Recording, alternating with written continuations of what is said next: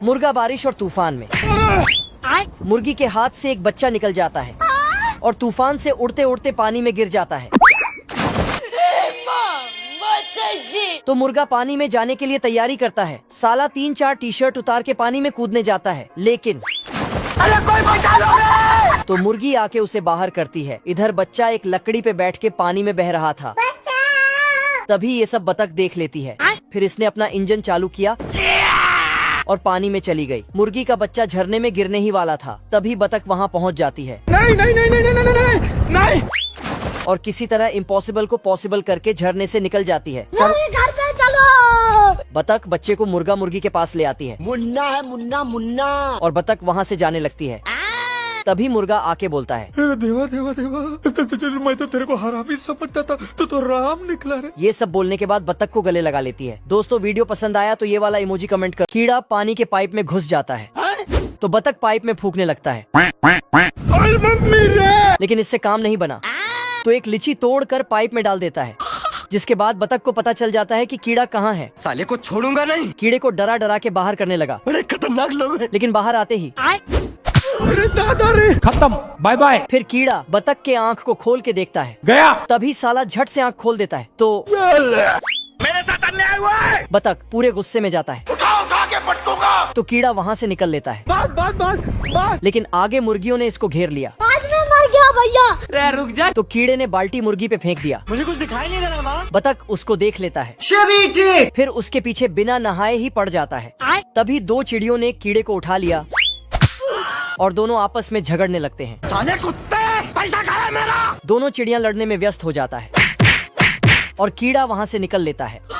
बाल बाल बच गया रे देवा। ये कौवा मटर का चेन खोल के सभी दाने को अपने चोंच में डाल के भाग जाता है। सारे कौवे के झुंड फसलों को उठा के ले जाता है। तभी किसान इतना में मन नहीं भरा तो फिर से आके सारे टमाटर भी उठा के ले जाता है। गाजरों को उखाड़ के ले जाता है। अब कौवा एक सेब को खाने जाता तभी एक इल्ली निकल के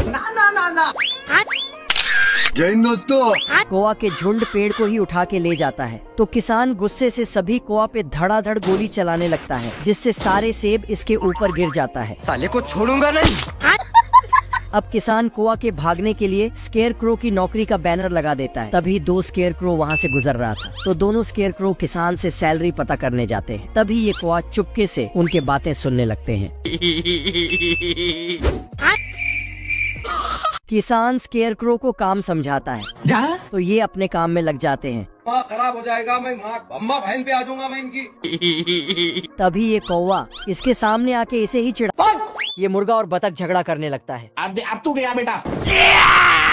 उठा के पटकूंगा। तभी मुर्गा बतख को रोकता है और उसके चश्मे को हटाता है। तो बतख को गुस्सा आता है। फिर बतकाइन तालियां बजाती है। Thank you. तभी साला मुर्गा आता है और फिर बतख, और इसी के साथ मुर्गा और बतख समाज के बीच भारी झगड़ा हो जाता है। बतकाइन अंडे फेंक फेंक के मुर्गियों को मारती है।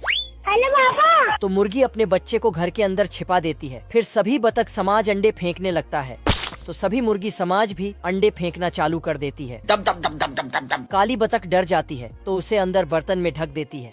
फिर मुर्गी युद्ध के लिए निकलती है, लेकिन बहुत सारा अंडा बर्तन पे लगने से बर्तन ही भाग जाता है। बतख आके देखती है कि बच्चा तो गायब हो गया। फिर बतख चिल्लाते हुए बाहर जाता है और झगड़ा रोक के अपने बच्चे के बारे में बोलती है। फिर मुर्गा और बतख समाज मिल के बच्चे को ढूंढता है।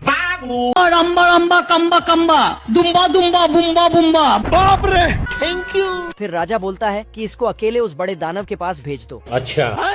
चूहा का होश उड़ गया। बाप रे। तभी चूहिया चूहे के पास जाता है और साला सिस्टम मिल जाता है। तो चूहा फुल जोश में आ जाता है। तो सभी ने मिलके चूहे को बड़े दानव के पास भेज दिया। लेकिन बाहर आते ही मुझे अपने घर जाना है। साला फिर से चूहिया को देखते ही आगे बढ़ने लगता है। Love you. पर आगे जाके बेकार है भैया, मैं तो टूट गया। तभी अचानक यहाँ दानव की एंट्री होता है। ओ भाई ये क्या है? दानव का परछाई देखकर चूहा बाप रे।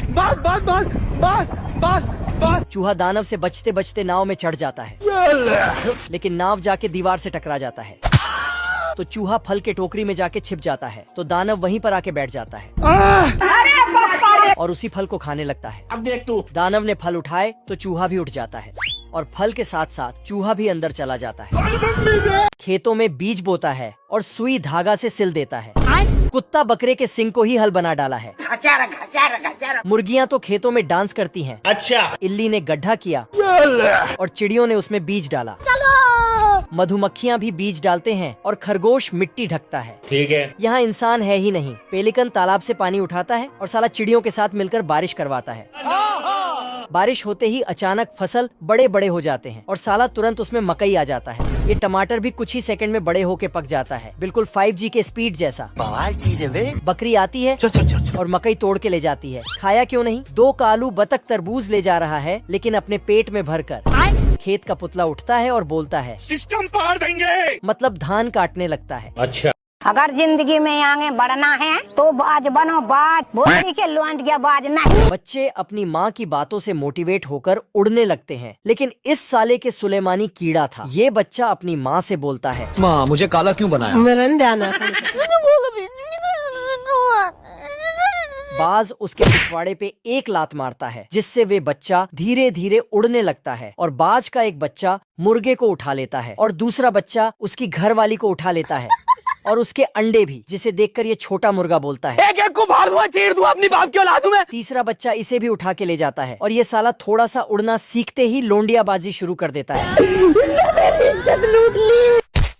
छोटा बतख खाना लेके भाग रहा था, लेकिन बड़ा बतख ने रस्सी फेंक के खाना वापस ले लिया। नकली शेर और बतख बातें करते हुए जा रहा था। क्या कर सकता हूँ यार? तभी इधर से असली शेर आता है और नकली शेर से टकरा जाता तो बतख फट से भाग जाता है। फिर शेर ने जैसे ही चबाया, नकली शेर का खाल वहीं टपक जाता है। साला शेर फटाफट उसे मिट्टी से ढक के वहाँ से निकल लेता है। शेर छिप जाता है क्योंकि बतख आ रहा था। साला शेर बतख को देखते ही इसके मुंह में तो नदी बहने लगा। फिर बतख को दबोच लिया, पर बतख ने इसको नकली शेर समझ के खूब पीटा। साले को छोड़ूंगा नहीं। फिर शेर बतख के पीछे बिना नहा धो के ही पड़ जाता है। तभी से टेस्टी खाना मिलता है तो उसे खाने लगता। मजा आ रहा। लेकिन बतख खाना छीन कर खिड़की बंद कर देता, पर तभी खाना का पापड़ बन जाता है, जिसके बाद बतख शेर को फिर से पीटने लगता है। पर तभी छोटे बतख ने बताया वो असली शेर है। फिर तो ठीक है भाई, मैं चलता हूँ। ये मधुमक्खी चलते चलते खड़ा होकर मटकने लगती है। कोई हमें भी पटा लो। लेकिन तभी अचानक से हे प्रभु, हे प्रभु, हे हरि नाम। ये मधुमक्खी फूल के चारों ओर घूमती है और अंडों का पहाड़ खड़ा कर देती है। मकड़ी के जाल में गाय फंस जाती है। भारी मिस्टेक हो गया सर। ये 2 इल्ली दोस्त आपस में हाथ मिलाता है, लेकिन इसके पास इतने सारे हाथ है कि हाथ मिलाते घंटों निकल जाता है।